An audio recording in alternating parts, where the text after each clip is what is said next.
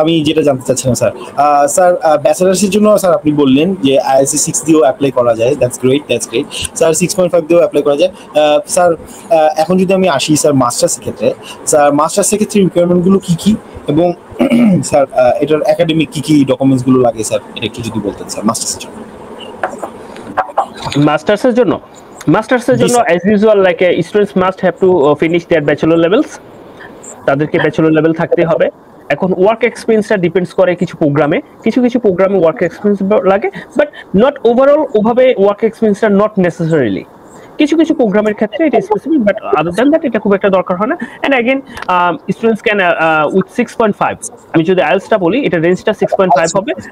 Yes, but they do accept TOEFL, but they do not accept PT টা তারা accept করে না।